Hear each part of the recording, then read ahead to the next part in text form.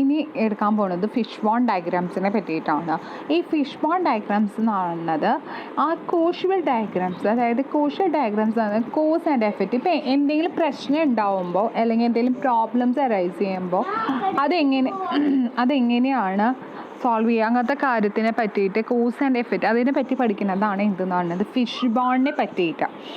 അതാണ് എന്തെന്നാണ് fish bone. It is created by Karl Ishikawa in 1968. ഒരു ജപ്പാനീസ് കോളേജ് എക്സ്പേർട്ടാണ് ഇത് കണ്ടുപിടിച്ചിരിക്കുന്നത്. So the diagram is also Ishikawa diagram എന്നും കൂടി ഇതിനെ പറയാറുണ്ട്. അതേപോലെ തന്നെ ഇതിനെ ഇഷ്ക്വാ ഡയഗ്രാം എന്ന് പറയും, herring bone diagram, cause and effect diagram എന്നൊക്കെ ഇതിനെ നമ്മൾ പറയാറുണ്ട്. ഈ ഡയഗ്രാം ഇൻക്ലൂഡ് ചെയ്യുന്നത് സെൻട്രൽ സ്പൈൻ, അതായത് നട്ടിലും ആൻഡ് സെവലർ ബാഞ്ചസ്, അതിന് വേണ്ടിയിട്ടുള്ള സെവലർ ബാഞ്ചസ്, അതിന് ഓരോ ശാഖകളുമായിട്ടാണ് ഇത് എന്താണ് ഒരു ഫിഷിൻ്റെ സ്കെൽറ്റൻ മോഡലായിട്ടാണ് ഇത് ഇതാകുന്നത്.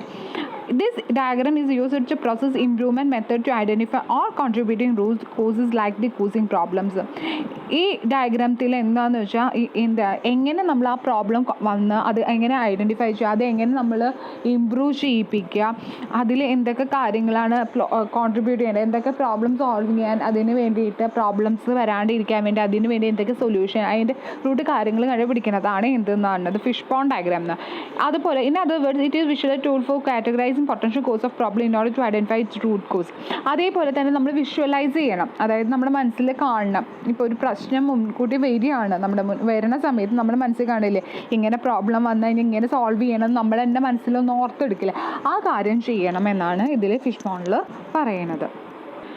ഇനി നമുക്കിതൊരു ഫിഷ് ബോൺ ഡയഗ്രാമാണ്. ഇതിൻ്റെ നമ്മൾ റൈറ്റ് സൈഡിൽ ഒരു വട്ടം വരച്ചില്ലേ, അത് നമ്മുടെ ഫിഷിൻ്റെ ഹെഡായിട്ട്, അതായത് നമ്മൾ ഫിഷിൻ്റെ ഹെഡിൽ എന്താണ് നമ്മുടെ കമ്പനിയുടെ പ്രോബ്ലം, അതായത് ആ ഓർഗനൈസേഷൻ്റെ പ്രോബ്ലം എഴുതേണ്ടതാണ് ആ ഹെഡിലുള്ളത്. ഇതിലിപ്പോൾ പ്രൊഡക്ടിവിറ്റിയാണ് ഇതിൻ്റെ പ്രോബ്ലം എന്ന് പറയുന്നത്, നമ്മുടെ പ്രൊഡക്ടിവിറ്റി കൂട്ടുകയാണ് എന്നാണ്. അതിന് നടുക്കിലൊരു വര പോണില്ലേ, നമ്മൾ നേരത്തെ പറഞ്ഞു അതിൻ്റെ എന്താണ് ബോൺ ഉണ്ട് എന്ന് നമ്മൾ പറഞ്ഞു, സെൻട്രൽ സ്പൈൻ ഉണ്ടെന്ന് പറഞ്ഞില്ലേ, സെൻട്രൽ സ്പൈന് ആ നടുക്കിൽ കൂടെ ആ മഞ്ഞ ഒരു ഇത് കണ്ട ഒരു മഞ്ഞ ഒരു പ്ലസ് ആ നടുക്കിൽ കൂടെയാണ് സെൻട്രൽ സ്പൈന്. അതിനെ കണക്ട് ചെയ്തിട്ടാണ് ഓരോ സബ് പോയിൻറ്റ്സ് കാര്യങ്ങൾ പോകണത്. അതായത് ചിലപ്പോൾ മാൻ പവർ ആവാം, അല്ലെങ്കിൽ എൻവയോൺമെൻറ്റ് ആവാം, മെഷീൻ ആവാം, മെറ്റീരിയൽ ആവാം, മെത്തേഡ്സ് ആവാം, അതിന് വേണ്ടി കണക്ട് ചെയ്തിട്ട് പോണതാണ് എന്തെന്നുള്ളത് ഇതിൻ്റെ ഡയഗ്രാമായിട്ട്. ലൈക്ക് ഒരു ഫിഷിനെ പോലെ അതിന് ഹെഡിൻ്റെ സൈഡ് നമ്മൾ പ്രോബ്ലംസ് ചെയ്ത് അതിന് നടുക്കിൽ കൂടെ പോണതാണ് സെൻട്രൽ സ്പൈൻ. അതിനെ കണക്ട് ചെയ്തിട്ട് ഓരോ കാര്യങ്ങളായിട്ടാണ് അത് പോണത്. അപ്പോൾ ഇത് ഇങ്ങനെ വേണമെങ്കിലും നമുക്കൊന്ന് കൺസിഡർ ചെയ്യാം. വേണമെങ്കിൽ ഇതുപോലെ ഹെഡ് പ്രോബ്ലം ഇങ്ങനെ ഒരു ജസ്റ്റ് ഒരു കാര്യമായിട്ടാണ് പറയുന്നത്. ഒരു ഫിഷിൻ്റെ ലൈക്ക് ഫിഷിനെ പോലെ തന്നെയായിരിക്കും ഈ ഡയഗ്രാം കാര്യങ്ങൾ കാണുന്നുണ്ടാവുക. ഇനി ഇതിന് സ്റ്റെപ്പ് ഉണ്ട്, നമ്മൾക്ക് എങ്ങനെയാണ് അത് വരയ്ക്കാമെന്ന്. ഫിഷ് ബോൺ ഡയഗ്രാം എങ്ങനെയാണ് സ്റ്റെപ്പ് ആയിട്ട് create a head which is list problem of issues to be studied when creating a cause and effect diagram. The lead will the effect is written as the problem statement for which are trying to identify the causes. Write the problem in box on right hand side of the diagram. നമുക്ക് ഇതിൽ വെച്ചിട്ട് നോക്കാം. ഇതിൽ ഇത് വെച്ചിട്ട് ഇതാണ് ആദ്യം നമ്മൾ വരയ്ക്കേണ്ടത്. നമ്മൾ അതിൻ്റെ ഉള്ളിൽ നമ്മുടെ എന്താണ് പ്രോബ്ലം, എഫക്റ്റ്, ദ കോസ്, ആ കോസ് എന്താണ്, കാരണം എന്താ പ്രോബ്ലം വരാനുള്ള കാരണം, എന്താണ് പ്രോബ്ലത്തിൻ്റെ കാര്യം എന്നുള്ള കാരണമല്ല കാര്യം, അതാണ് എഫക്റ്റ്. എന്താ കാര്യം എന്ന് ഇവിടെ എഴുതുക. നമ്മുടെ റൈറ്റ് സൈഡിൽ ഒരു ബോക്സിലായിട്ടാണ് അതിൻ്റെ ഹെഡായിട്ടാണ് അത് നമ്മൾ എഴുതുക. അതാണ് എന്തെന്നാണ് അത് ഫസ്റ്റ് സ്റ്റെപ്പ് എന്ന് പറയുന്നത്.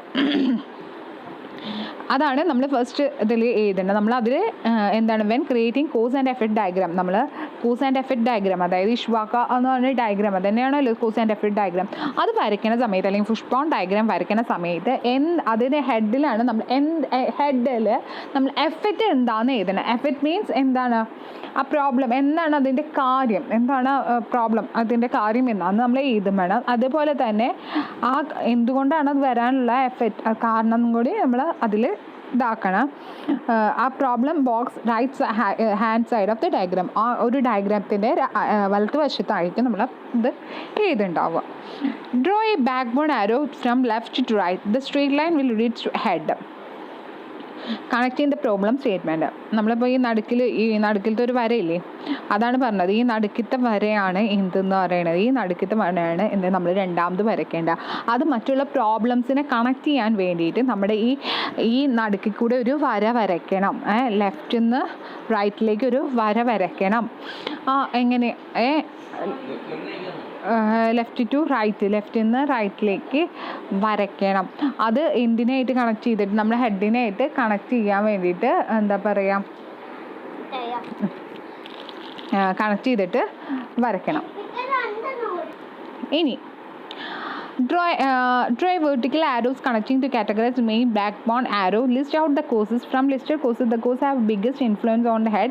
The larger bond that closest to head of the fish have the greatest impact, and smaller bond have further away indicates cause the less impact. അത് കഴിഞ്ഞിട്ട് നമ്മൾ വെർട്ടിക്കലായിട്ട് അതിൻ്റെ മേലെ ഒരു വര കണ്ടോ, മേലെ ഒരു വര, അതായത് എൻവയോൺമെൻറ്റ് മാൻ പവർ എന്ന് പറഞ്ഞിട്ട് അങ്ങനെ വരയില്ല.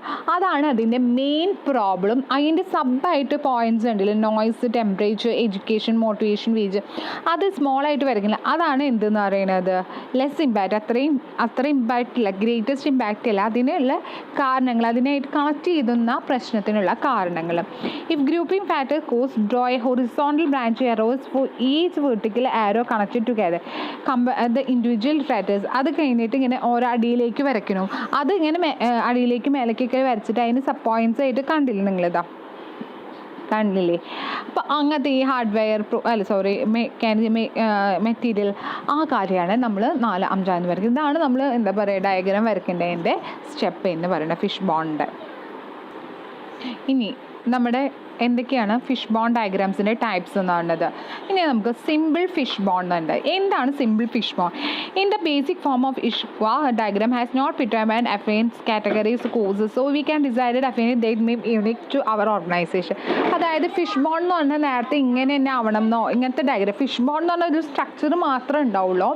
അതിൽ എന്തൊക്കെയാണ് കോസ് എഫക്റ്റ്, അതായത് ഓരോ കമ്പനീസിനും ഓരോ പ്രശ്നങ്ങളായിരിക്കും. ചിലപ്പോൾ ലേബർ പ്രോബ്ലം ആയിരിക്കും, ചിലപ്പോൾ വേജസിൻ്റെ പ്രോബ്ലം, എന്താവും അതൊക്കെ ഓരോരുത്തരുടെയും ഓരോ രീതിയിലായിരിക്കും. അപ്പോൾ അതുകൊണ്ട് മുൻകൂട്ടി എന്തായാലും ഫിഷ് ബോണ്ട് ഡയഗ്രാം കാര്യങ്ങൾ വരച്ചു വെക്കില്ല. നമ്മുടെ കസ്റ്റമൈസ്ഡ് ആണ്. അതായത് നമുക്ക് ആ ഓർഗനൈസേഷൻ എന്താണോ വേണ്ടത് ആ രീതിയിൽ തന്നെയായിരിക്കും അവരത് ചെയ്യുന്നുണ്ടാവുകയുള്ളൂ. For example service company may need analyse affines that would not be manufacturing firm and vice versa. അതായത് ഇപ്പോൾ ഒരു സർവീസ് കമ്പനിക്കുള്ള രീതി ആവില്ല ഒരിക്കലും മാനുഫാക്ചർ കമ്പനിക്ക്, അല്ലേ? ഇപ്പോൾ ഒരു സർവീസ് കമ്പനിക്കുള്ള രീതിയല്ല, അതിൻ്റെ വേ ആവില്ല ചിലപ്പോൾ ഒരു മാനുഫാക്ചറിങ് കമ്പനിക്ക് ഉള്ളത്. അപ്പോൾ അവ രണ്ടുപേരുടെയും വ്യത്യാസമായിരിക്കും. ആസ് ഫിഷ് ബോണ്ട് എന്ന് പറഞ്ഞത്, അതായത് ഈ കൈൻഡ് ഓഫ് ഫിഷ് ബോണ്ട് എന്ന് പറഞ്ഞത്, ഈ 4S എന്ന് പറഞ്ഞത് അത് കൂടുതലും സർവീസ് ഇൻഡസ്ട്രീസിലേക്കായിരിക്കും കൂടുതലും യൂസ് ചെയ്യേണ്ടാവുക. ഇത് classify information about potential causes into 4 common category. അതായത് ഇപ്പോൾ ഈ 4S എന്ന് പറഞ്ഞ ഫിഷ് ബോണ്ട് എന്ന് പറഞ്ഞത് കോമൺലി യൂസ് ചെയ്യുന്നത് ഇൻഡസ്ട്രീസ്, സർവീസ് ഇൻഡസ്ട്രീസിലായിരിക്കും കൂടുതൽ. അത് ക്ലാസിഫൈ ചെയ്തേക്കണം. അവരുടെ ഇൻഫോർമേഷൻസ് അവർ തന്നെ 4 4S ആണ്. അതെന്ന് പറഞ്ഞത് suppliers, system, surrounding and skill. അങ്ങനെയായിരിക്കും അവരത് തരംതിരിക്കേണ്ടാവുക. ഇനി 6M ഫിഷ് ബോണ്ട് ആണെങ്കിൽ മാനുഫാക്ചറിങ് ഫീൽഡിലായിരിക്കും ഈ ഫിഷ് ബോണ്ട് കാര്യങ്ങൾ കാറ്റഗറൈസ് ചെയ്തിട്ടുണ്ടാവുക. ഇതെന്ന് പറഞ്ഞത് 6 കാറ്റഗറീസിൽ man, material, machine, methods, measurements and mother nature. അതായത് എൻവയോൺമെൻറ്റ്, പൊല്യൂഷൻ ആണോ അല്ലെങ്കിൽ എക്സ്റ്റേണൽ എൻവയോൺമെൻറ്റ്, ഇൻറ്റേർണൽ, ആ കാര്യങ്ങളൊക്കെ. 8P ഫിഷ് ബോണ്ട് ആണെങ്കിൽ ഇത് 8 കാറ്റഗറൈസ് ആയിട്ടാണ് ഡിവൈഡ് ചെയ്തേണ്ടത്. Procedure, policy, place, product, people, process, price and promotion. This type of most commonly used in service sector, but it can certainly applied in nearly any type of business. ഇതായിരിക്കും കൂടുതലും service സെക്ടേഴ്സിൽ, business സെക്ടേഴ്സിൽ use ചെയ്യുന്നത്. കൂടുതലും service സെക്ടേഴ്സിലായിരിക്കും 8P fish bones mainly use ചെയ്യേണ്ടാവുക. ഇതിൻ്റെ advantages എന്താണ്? Fish bone diagram permit a thoughtful analysis that avoid overlooking any possible root cause of for a need. അതായത് ഫിഷ് ബോണ്ട് ഡയഗ്രാമത്തിൻ്റെ മെയിനായിട്ടുള്ള അനലൈസ് എന്ന് പറയുന്നത് ഓവർലുക്കിങ്, അതായത് നന്നായിട്ട് ശ്രദ്ധിക്കാണ്ട് പോവില്ല. കാര്യങ്ങളൊക്കെ നല്ല രീതിയിൽ ശ്രദ്ധിക്കും. അതുപോലെ എന്തെങ്കിലും പ്രോബ്ലംസ് കാര്യങ്ങളുണ്ടെങ്കിൽ അത് നമുക്ക് പെട്ടെന്ന് ഐഡൻറ്റിഫൈ ചെയ്യാൻ പറ്റും. The fish bone technique is easy to implement and create an easy to understand visual representation of cause, categories of cause and the need. ഈ ഫിഷ് ബോൺ ടെക്നിക്ക് എന്ന് പറയുന്നത് വളരെയധികം എളുപ്പമാണ്. അത് ഇംപ്ലിമെൻറ്റ് ചെയ്യുക, അത് നടപ്പിലാക്കാൻ, അതുപോലെ അത് മനസ്സിലാക്കാനൊക്കെ വളരെയധികം എളുപ്പമാണ്. കാരണം ഒരു ഡയഗ്രാം രീതിയിലാണല്ലോ. അപ്പോൾ നമുക്ക് എന്തൊക്കെയാണ് പ്രോബ്ലംസ്, ഏതൊക്കെയാണ് ഏരിയ ശ്രദ്ധിക്കേണ്ടത് എന്നുള്ള കാര്യം നമുക്ക് പറ്റും. By using fish bone diagram also focus group of big pictures to possible cause of factor influencing problem need. ഞാൻ പറഞ്ഞ പോലെ എന്താണ് ഏതെങ്കിലും വലിയ പ്രശ്നം, എന്താ ഏത് ചെറിയ പ്രശ്നം എന്നുള്ള കാര്യങ്ങളൊക്കെ കൃത്യമായിട്ട് അറിയാം. Even after the need has been addressed, the fish bone diagram shows the areas weakness and one expose candidate before causing more sustained difficult. അതായത് നമുക്ക് കൂടുതൽ മനസ്സിലാക്കാൻ പറ്റും ഏത് ഭാഗമാണ് നമുക്ക് ശ്രദ്ധിക്കേണ്ടത്, എന്തൊക്കെയാണ് ഏരിയയിലാണ് നമുക്ക് വീക്ക്നെസ്, അതായത് കുറവുള്ള ഭാഗങ്ങൾ ഏതൊക്കെയാണ്, ആ കാര്യങ്ങളൊക്കെ നമുക്ക് റെക്ടിഫൈ ചെയ്യാൻ സമ്മതിക്കും. Major advantage of fish bone diagram also Ishikawa diagram that is great help to situation when person or team of people trying to determine the cause of some people. വലിയ ആൾക്കാർക്ക്, അതായത് ടീം ഓഫ് വർക്ക് ചെയ്യുന്ന വ്യക്തികൾക്ക് അവർക്ക് അറിയാൻ പറ്റും എന്താണ് problem എന്താണെന്ന്, അതേപോലെ ഏതൊക്കെ എന്തൊക്കെയാണ് പ്രശ്നങ്ങൾ, അതൊക്കെ വലിയൊരു ഉപകാരമാണ് ഈ ഫിഷ് ബോൺ കൊണ്ട് ഉണ്ടാവുന്നത്. അവർക്കുള്ള ഗ്രൂപ്പ് ഓഫ് പീപ്പിൾസിന് അല്ലെങ്കിൽ ഒരു വർക്കിംഗ് കണ്ടീഷനിൽ അവർക്ക് എങ്ങനെയാണ് ഇതിൽ എന്തെങ്കിലും പ്രോബ്ലം ഉണ്ടാകുന്നത് അത് ഐഡൻറ്റിഫൈ ചെയ്യാൻ എളുപ്പമാണ് ഈ ഫിഷ് ബോൺ ഡയഗ്രാം കൊണ്ട്. അതായത് ഈ അഡ്വാൻറ്റേജ് എന്ന് പറഞ്ഞാൽ അടുത്തത്, ഈ fish bone diagram help to team by providing convenient and easily understood way of thinking and listening possible cause of problem that. അതായത് ഇതിന് എന്ത് ചെയ്യണമെന്ന് പറഞ്ഞാൽ നമുക്ക് ഈസിയായിട്ട് പെട്ടെന്ന് അണ്ടർസ്റ്റാൻഡ് ചെയ്യാൻ പറ്റും. അതായത് നമുക്ക് എങ്ങനെയാണെന്നുള്ള കാര്യങ്ങൾ അണ്ടർസ്റ്റാൻഡ് ചെയ്യാനും പറ്റും. അതുപോലെ cause problem that face the team comes up the basic source of problem like mentioned work, and they brainstorm trying to think what aspects of their sources could possibly the causing of problem. അതായത് ബ്രെയിൻസ്ട്രോമിംഗ് എന്ന് പറഞ്ഞാൽ ഒരു പ്രശ്നം വരുമ്പോൾ ഒരു ഗ്രൂപ്പായ വ്യക്തികൾ, ഗ്രൂപ്പായ experts അതിനെപ്പറ്റി think ചെയ്ത് അതിനുള്ള സൊല്യൂഷൻ കാര്യങ്ങൾ ചെയ്യണം. അതിനൊക്കെ വേണ്ടിയിട്ട് ഇത് വളരെയധികം ഹെൽപ്ഫുൾ, അങ്ങനത്തെ ടീം പേഴ്സൺസിന് ഇത് വളരെയധികം ഹെൽപ്ഫുള്ളാവും. ഇനി ഇതിന് ഡിസഡ്വാൻറ്റേജസ് ഉണ്ട്. ഫിഷ് ബോൺ ഡയഗ്രാംസിന് ഡിസഡ്വാൻറ്റേജസ് ഉണ്ട്. The simplicity of fish can both strength and weakness. അതായത് സിംപ്ലിസിറ്റി ആണ്, അതായത് ഫിഷ് ബോൺ എന്ന് പറഞ്ഞാൽ സിമ്പിളാണ്. അതിൽ എന്താണ് സ്ട്രെങ്ത്, എന്താണ് വീക്ക്നെസ് കാര്യങ്ങളുണ്ട്. ഒരു വീക്ക്നെസ് എന്ന് പറഞ്ഞാൽ the simplicity of fish bone diagram may be make it difficult to represent the truly interrelated nature of problem and cause in some very complex situations. അതായത് സത്യസന്ധമായിട്ടുള്ള കാര്യങ്ങൾ, എന്തൊക്കെ ഇഷ്യൂസ്, ചില പ്രശ്നങ്ങൾ എന്താ ഉണ്ടാവണമെന്ന് കൃത്യമായിട്ട് നമുക്ക് ഐഡൻറ്റിഫൈ ചെയ്യാൻ കാര്യങ്ങൾ ബുദ്ധിമുട്ടാണ് അല്ലേ. നമുക്ക് ഓരോ ടാസ്കുകൾ, കാര്യങ്ങൾ, എല്ലാ പ്രോബ്ലംസും നമുക്ക് ഐഡൻറ്റിഫൈ ചെയ്യാൻ ചിലപ്പോൾ പറ്റിയെന്ന് വരില്ല.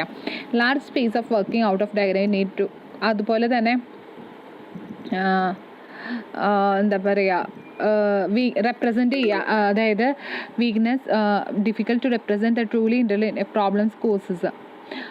അതായത് കുറേ ബ്രാഞ്ചസ് കാര്യങ്ങൾ വരികയാണെങ്കിൽ നമുക്ക് എന്താ റെപ്രസെൻറ്റ് ചെയ്യാൻ അത് ആ ഫിഷ് ബോൺ ഡയഗ്രത്തിൽ സാധ്യമല്ല അല്ലേ. കുറേ കാര്യങ്ങൾ വരികയാണെങ്കിൽ, കുറേ ഇത് വരികയാണെങ്കിൽ, കുറേ പ്രോബ്ലംസ് വരികയാണെങ്കിൽ നമുക്കത് ബുദ്ധിമുട്ടാണ്. അതുപോലെ large space of working out diagram needed to complex problem with may branches branches. അതായത് ഇപ്പോൾ നമ്മളിപ്പോൾ വരച്ച് കാണിച്ചു തന്നില്ലേ, ആ കാര്യങ്ങൾ ഇങ്ങനെ വരച്ചിട്ട് വരികയാണെങ്കിൽ എന്താണ്, അത് കുറേ വരച്ച് വരികയാണെങ്കിൽ ബുദ്ധിമുട്ടില്ല. കുറേ പ്രോബ്ലംസ് ഉണ്ടെങ്കിൽ ഇങ്ങനെ വരച്ച് വരിക, അത് ഐഡൻറ്റിഫൈ ചെയ്യാൻ ഭയങ്കര ബുദ്ധിമുട്ടല്ലേ. It is not good to pointing with possible causes not likely or most important. ഇതിൽ അത്ര വലിയ എന്താ പറയുക പോയിൻ്റ് ഔട്ട് ചെയ്യണതിൽ ഏതാണ് എന്താ പറയുക കൂടുതൽ എഫക്റ്റ് ചെയ്യണത്, ഏതാ കുറവ് എഫക്റ്റ് ചെയ്യണത്, കാര്യങ്ങളൊക്കെ ഐഡൻറ്റിഫൈ ചെയ്യാൻ കുറച്ച് ബുദ്ധിമുട്ടാണ്. The complex interior multi factor difficult to show on the fish bone. അതുപോലെ ഏതാണ് കോംപ്ലക്സ്, ഏറ്റവും കൂടുതൽ ആവശ്യമുള്ള കാര്യങ്ങൾ ഏതൊക്കെയാണ്, ഡിഫിക്കൽട്ട് ഏതൊക്കെയാണ് നല്ല, ആ കാര്യങ്ങളൊക്കെ ഡിറ്റർമിൻ ചെയ്യാനത് വളരെ ഡിഫിക്കൽട്ടാണ്. അപ്പോൾ ഇതാണ് ഫിഷ് ബോണിൻ്റെ ഡിസഡ്വാൻറ്റേജും കാര്യങ്ങളൊക്കെ. Thank you.